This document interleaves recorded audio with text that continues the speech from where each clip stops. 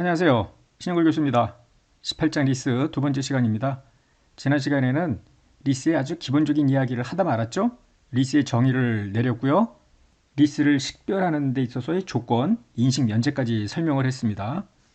자, 교재 1246페이지 리스 요소와 비리스 요소를 분리하자라는 것입니다. 왜 분리를 하지? 보세요. 지난 시간에 리스 계약 식별 조건이 있었죠. 식별하고 나서 들여다 봤더니 그 계약에 여러 가지 요소가 있는 거야. 예를 들면은 차량을 리스를 하기로 했는데 여기에 추가로 차량의 유지보수를 하기로 했어. 그러면은 이 유지보수도 과연 리스 요소인가? 이거를 다 합해가지고 월 100씩 리스료를 주기로 했을 때 만약에 유지보수가 비리스 요소라면은 리스 요소하고 비리스 요소하고 이 전체 대가를 배분해서 차량 리스에 들어가는 것만 리스 부채로 측정을 해야 될 거 아닙니까? 이 유지보수는 별도로 용역에 대한 회계 처리를 해야 되고요. 그래서 리스 요소, 비리스 요소를 분리해서 리스 요소에 해당되는 대가만 나중에 현재 가치로 최초 리스 부채 측정에 들어가 주면 되겠고요. 일반적으로 비리스 요소는 용역에 해당이 됩니다. 어떤 계약은 둘 이상의 리스 요소를 포함하기도 하는데요. 이때는 전체 금액을 각 리스 요소로 배분을 해야 됩니다. 우리가 12장에서 수행 의무가 2개 이상일 경우에 거래 가격을 수행 의무의 개별 상대적 공정가치에 비례해서 배분했던 거 기억나시죠? 아주 유사합니다. 리스 요소, 비리스 요소를 분리하는데요. 리스 이용자는 기본적으로 어떻게 회계 처리하는가? 예를 들어 어떤 계약을 들여다봤더니 A하고 B라는 리스 요소가 두 가지가 있어요. C하고 D는 비리스 요소입니다. 이럴 경우에 어떻게 하도록 되어 있냐면은 리스 요소의 상대적 개별 가격, 즉 A와 B 따로따로고요. 비리스 요소의 통합 개별 가격, 그러니까 C와 D는 한꺼번에 묶어서 요 세 개의 요소의 상대적 공정가치 비율로 계약 대가를 쫙 배분하는 거예요. 잠시 후에 예를 보겠습니다만은 요 A와 B에 배분되는 금액만 현재 가치로 리스 부채 측정을 최초 측정을 하는 거예요. 저하나 용역을 이전하지 않는 활동이나 원가에 리스 이용자의 부담의 지급액이 포함된 경우는 어떻게 하는가? 리스 제공자가 수행하는 관리 업무 제공에 대한 대가가 리스료에 포함되어 있을 수 있는데요. 관리 업무는 리스 요소, 비리스 요소 여기에 해당되지도 않아요. 별도의 구성 요소가 생기지는 않습니다. 다만 관리 업무 요금을 포함한 전체 지급액을 이와 같이 구분된 리스 요소와 통합한 비리스 요소에 배분을 할 뿐입니다. 그렇기 때문에 관리 업무를 리스 제공자가 수행하더라도 여기에 대해서 별도의 손익은 인식하지 않습니다. 경우에 따라서는 이거 구분하기가 너무 분리하기가 힘들어. 그래서 리스 요소, 비리스 요소를 분리하지 않고 모두 다 리스 요소로 통합해서 회계 처리하는 경우도 있을 수 있습니다. 이용자가 이를 선택할 수 있겠는데요.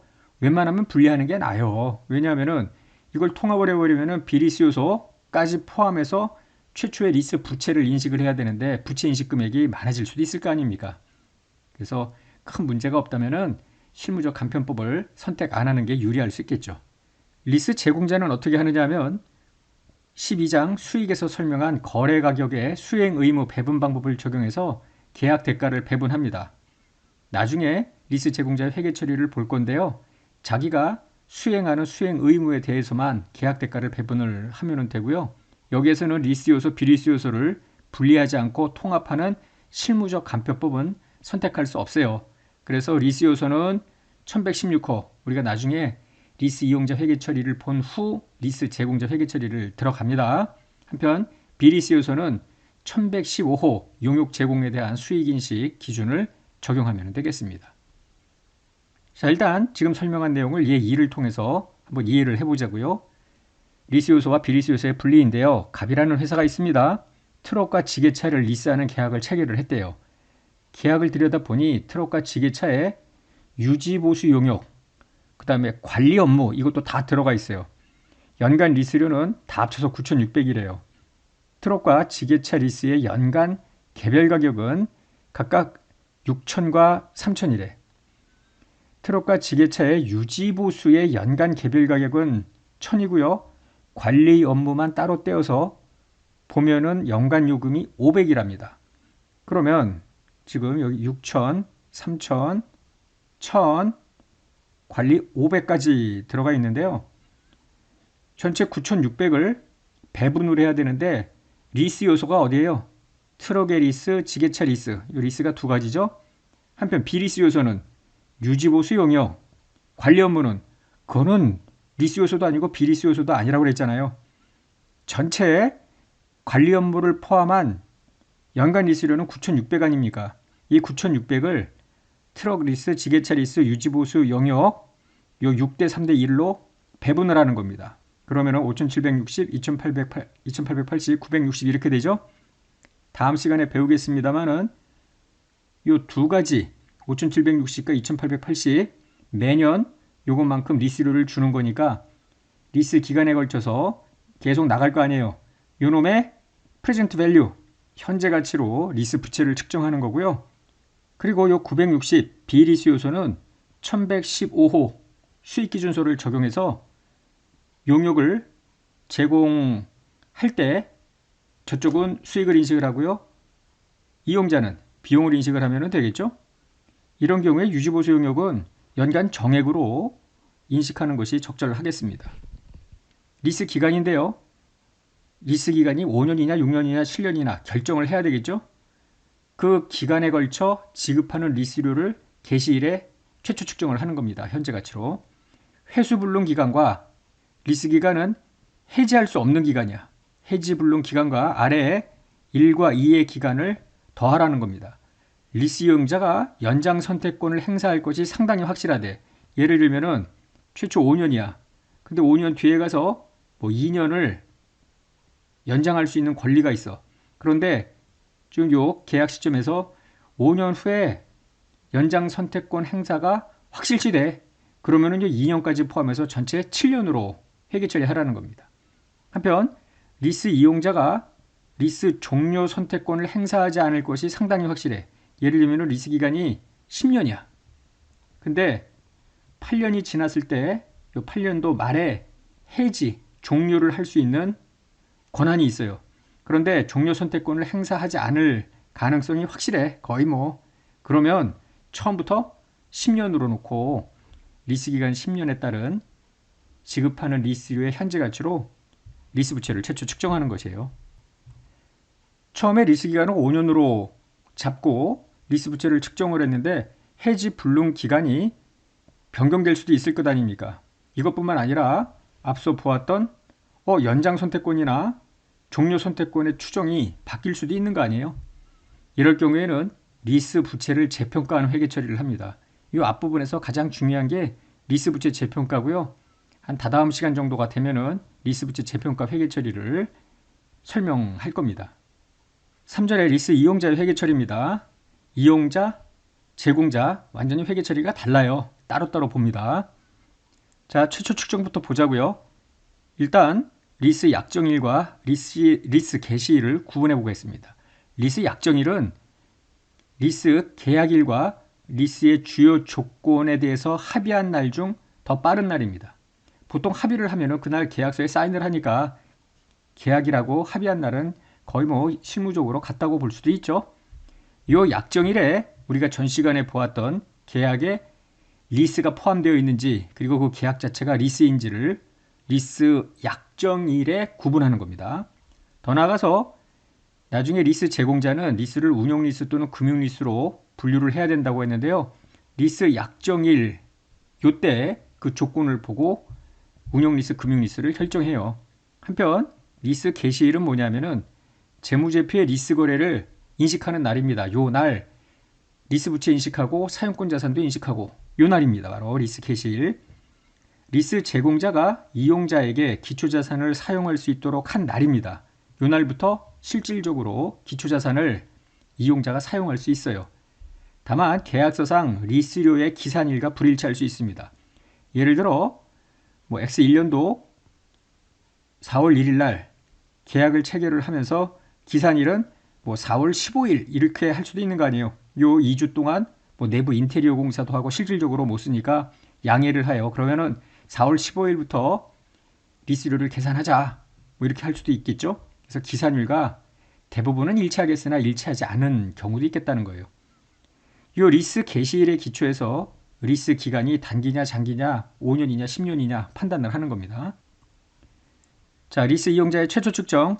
잘 보세요. 분계를 개시일에 어떻게 분계를 하냐면은 대변으로 리스 부채를 확정 지어요. 그리고 같은 금액으로 사용권 자산을 인식합니다. 이게 기본적이에요. 물론 나중에 보겠습니다만 실제 계산 대변의 리스 부채하고 사용권 자산 조금 다를 수도 있지만 원칙적으로는 이 금액을 먼저 계산하고 같은 금액으로 사용권 자산을 인식을 합니다. 그럼 리스 부채는 어떻게 측정하는가? 자, 인식 면제를 선택하지 않았다고 할 때 인식 면제를 선택하면은 리스 부채 사용권 자산 인식 안 하는 거니까 그건 해당 사항이 없죠. 리스 개시일에 이런 분계를 하는데 리스 개시일 현재 지급되지 않은 리스료, 현재 지급되지 않은 리스료라면은 결국은 리스 개시일부터 향후 지급할 리스료라는 거죠. 지급되지 않은 리스료의 현재 가치로 리스 부채를 측정을 하는데 현재 가치 측정을 해야 되기 때문에 할인율이 필요하죠. 이때 리스 제공자의 내재 이자율을 사용합니다. 내재 이자율은 뭐지? 지금 설명 안 하고요. 4절로 가면은 리스 제공자의 회계 처리가 나오는데 그때 내재 이자율이 무엇인지 자세하게 설명을 할게요. 한편 리스 제공자의 내재 이자율이 몇 %인지 잘 모르겠대. 그러면은 이용자 본인의 증분 차입 이자율을 사용해서 리스 부채를 측정합니다. 증분 차입 이자율은 추가로 내가 지금 리스 자산을 취득하기 위해서 차입을 한다면 부담할 이자율, 그것이 증분 차입 이자율입니다. 그러면 리스 개시일 현재 지급되지 않은 리스료, 여기에 무엇이 포함되는지 살펴봐야 되겠죠? 자, 리스 부채 최초 측정에 포함되는 리스료라 하면 고정 리스료, 보통 월 100만 원, 월 1000만 원 이렇게 이제 픽스되는 것이 이 고정 리스료입니다. 그런데 이것뿐만이 아니라 변동 리스료, 인덱스, 지수나 요율, 어떤 레이트에 따라서 달라지는 변동 리스료입니다. 더 나아가서 잔존가치 보증에 따라서 이용자가 지급할 것으로 예상되는 금액, 이런 거예요. 잔존가치 보증은 뭐냐면은 여기 이용자가 있고 여기 제공자가 있는데 제공자가 자산을 사용하라고 넘겨준 거 아니에요. 예를 들어 5년간 사용을 한대. 그리고 나서 이 자산을 5년 후에 다시 반환하는 조건입니다. 물론 내역 연수는 5년보다는 길겠죠. 이럴 때 이 제공자 입장에서 반환받아가지고 이 제3의 누구한테 또다시 재리스를 하거나 뭐 이렇게 운용을 할 생각이 있을 거 아닙니까? 그런데 이용자는 5년 쓰고 어차피 넘겨줄 거 개판으로 쓸 수도 있는 거 아니야? 이것저것 유지보수도 하고 좀 깔끔하게 써야 되는데 그러면 제공자가 5년 뒤에 받았을 때 거의 고철이나 다름없어. 그러면 리스료 5년 동안 받은 걸로 이 자산의 어떤 효익을 커버할 수 없을 수도 있을 것 아닙니까? 그래서 어떻게 하냐면은 5년 뒤에 실제 잔존가치가 보증하는 잔존가치에 미달하면 네가 차액을 물어내라 이런 겁니다. 그래서 요거는 합의를 하는 거죠. 5년 뒤에 잔존가치 예를 들어 1000 이래 놓고죠. 실제 잔존가치가 1000보다 넘으면 상관이 없는데 600분이 안 돼. 그럼 400만큼 물어내라. 그게 바로 리스료에 해당이 되는 겁니다. 한편 리스 이용자가 매수 선택권을 행사할 것이 상당히 확실해. 예를 들어 리스 기간이 5년인데요. 5년이 되고 나서 이용자가 요 리스 자산을 얼마의 대가를 주고 자기가 살 수도 있어. 근데 그 행사할 것이 상당히 확실하대요. 그러면은 이용자 입장에서는 매수 선택권 행사 금액 100원이면 100원, 1000원이면 1000원 이걸 지급할 가능성이 매우 높잖아요. 그것도 최초 리스 부채 측정을 할 때 궁극적으로 지급할 리스료로 간주하라는 겁니다. 한번 5번은요. 리스 기간이 이용자의 종료 선택권 행사를 반영하는 경우에 예를 들어 5년짜리 리스였는데 4년째 나는 종료를 할 거야. 처음부터. 그러면 4년의 기간으로 해야 되고요. 요 정도의 해지를 할 때 부담하는 금액이라고 하면은 요때 멋대로 그냥 해지를 하면은 어떻게 해요? 뭐 위약금 같은 게 있어야 될 거 아닙니까? 해지와 관련된 페널티. 그것도 리스료에 포함을 합니다. 근데 이런 것들은 현실적으로 좀 생각하기가 어려운 게요. 뭐로 4년에 끝내면서 페널티를 물어. 아예 처음부터 협상을 리스 기간 4년짜리로 하면 되겠죠.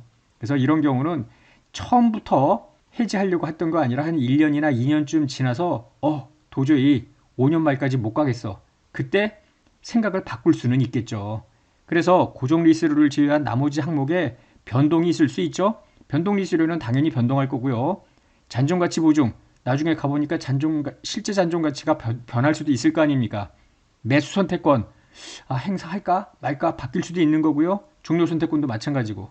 그래서 리스 부채 재평가로 회계 처리를 해요. 이게 나중에 굉장히 중요한 회계 처리이기는 한데 리스 부채 재평가라는 이야기는 뭐냐면 지급할 리스료가 이런 것이 변동이 되면 바뀔 거 아니에요. 미래에 지급할 리스료. 그럼 현재 가치를 다시 계산하자 이런 것입니다. 이제 5가지 하나씩 들여다보자고요. 고정 리스료, 실질적인 고정 리스료만 포함하고 리스 제공자로부터 뭔가 인센티브를 받아. 그러면 이놈은 마이너스 고정 리스료다라는 겁니다.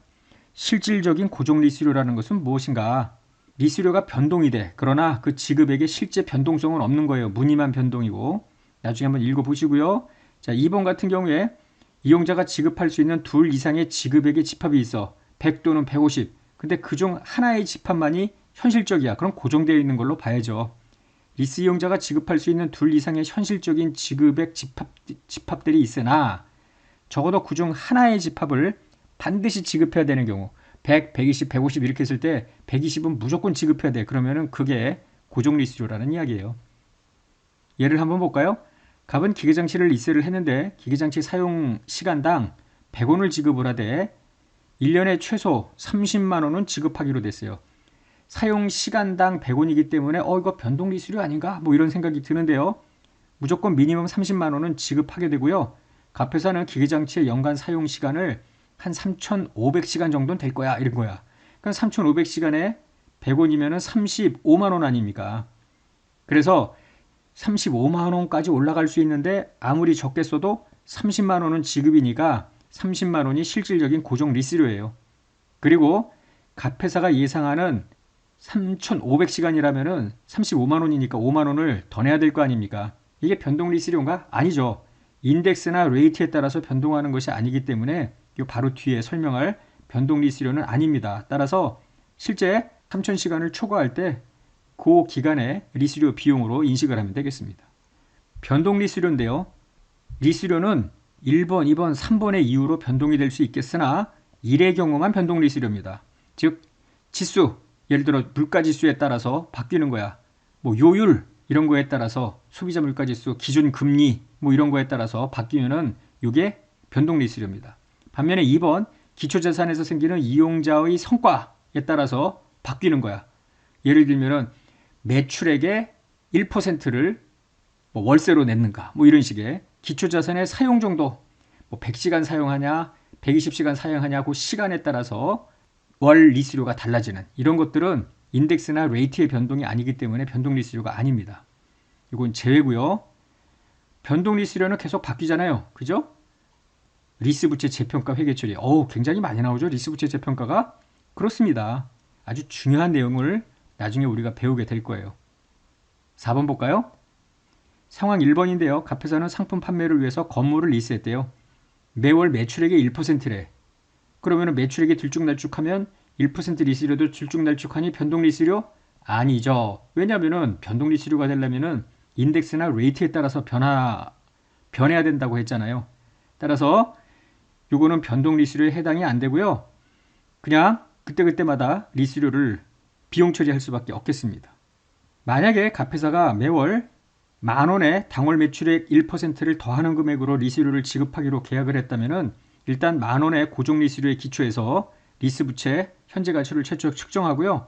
1% 추가 금액은 그때그때마다 비용 처리하는 수밖에 없겠습니다. 상황 2번은 의뢰사는 10년 동안 건물을 리스하면서 1차 년도에는 리스료가 만원이래.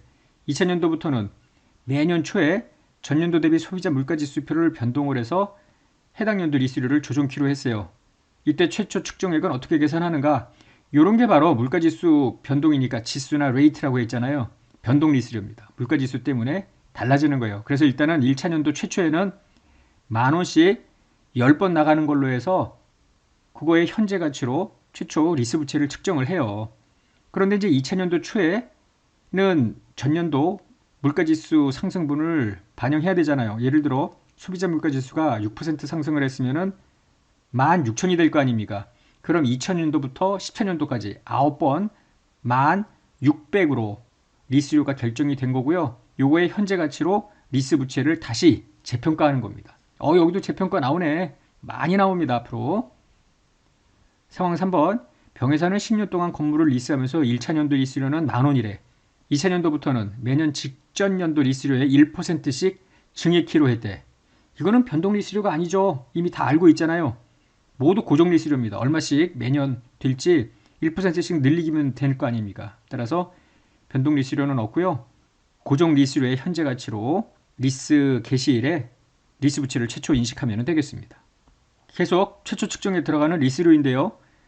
지급할 것으로 예상되는 보증 잔존 가치가 들어가는 거예요. 예를 들어서 1년부터 5년까지 5년간 리스를 하는 거예요. 그런데 반환 조건이래요. 그러면은 리스 제공자 입장에서는 반환받았을 때 예상 잔존 가치가 있을 거 아닙니까? 지금 이 자산의 원래 취득원가 1,000짜리를 지금 빌려준 거야. 그리고 5년 후에 한 3,000은 예상 잔존 가치가 될 거야. 그래서 이 3,000짜리 중고자산을 받아서 다시 또 재리스하고 이럴 생각을 할 거 아닙니까? 예상 잔존 가치. 이때 어떤 초이스가 있느냐면은 당연히 리스 제공자는 예상 잔존 가치 3,000에 실제 5년 후에 잔존 가치가 미달하면은 예를 들어 실제 잔존 가치는 2,000뿐이 안 돼. 그러면은 3,000에서 2,000 요 차이만큼 물어내라 이렇게 할 거 아니에요. 따라서 보증한 금액이 예상 잔존 가치 전체일 가능성이 높죠. 그런데 만약에 3,000이 너무 과한 것 같아. 그래서 2,500만 보증하고 500은 보증을 안 했다면 이게 무보증 잔존 가치예요. 실무상으로는 전체를 다 보증을 요구하겠죠. anyway, 나중에 가서 보증 잔존 가치보다 실제 잔존 가치가 미달이 되면 그 차이를 이용자가 물어주는 겁니다. 처음부터 지급이 예상될 것으로 보지는 않을 거 아니에요. 리스 개시일에 나 5년 뒤에 물건 반환하면서 후지게 쓰는 바람에 유지보수도 제대로 안 돼서 실제로 잔존 가치가 예상 잔존 가치보다 훨씬 미달이 될 거야. 이런 리스 이용자가 있을까요? 그리고 이게 들어가는 순간에 리스 부채도 커지는데 그래서 처음에는 깔끔하게 써서 반환해야지. 그때 되면 실제 잔존 가치는 예상 잔존 가치, 즉 보증한 것보다 훨씬 클 거야 라고 생각을 하다가 1년, 2년, 3년 지내다 보니까 이게 아니네 이럴 수도 있을 거 아니에요. 나중에 보증 잔존 가치 예상액이 바뀔 수 있을 거예요. 하나도 지급하지는 않을 거야 라고 생각을 했다가 이거 물어내야겠는데 이렇게 생각하는 순간에 그때 리스 부채를 다시 재평가를 해야 되겠죠. 이것도 뒤에 예제로 다 나옵니다. 한편 매수 선택권을 행사할 수 있는 조건인데 행사가 상당히 확실해. 그럼 이것만큼 돈을 지급할 것으로 예상이 되잖아요. 그것도 리스료로 보겠다는 겁니다. 그래서 최초 측정에 포함을 하든 아니면 중도에 바뀌든 간에 매수 선택권 처음에는 나 안 할래 하다가 1년 2년 지난 다음에 나 매수 선택권 행사해야지 바뀔 수도 있는 거 아니에요. 그때 이제 리스 부채를 재평가하면 되겠고요. 마지막으로 리스를 중도에 끝내버려. 이때 위약금도 리스 부채 재평가 대상이 됩니다. 종료 선택권 행사 가능성이 달라지는 바람에 위약금 결국 내년이나 내후년에 물어야 되는데 그러면은 그때 리스 부채를 다시 계산하는 거예요. 지금 말로만 하니까 어떻게 하는지 잘 모르겠죠? 다음 시간에 전부 다 이런 것들을 계산을 할 거예요. 아마 다다음 시간쯤 될 겁니다. 자, 오늘 이 정도로 마치고요. 다음 시간부터는 계산이 많이 나옵니다. 기대하십시오. 자, 오늘 두 번째 시간 여기서 끝내겠습니다.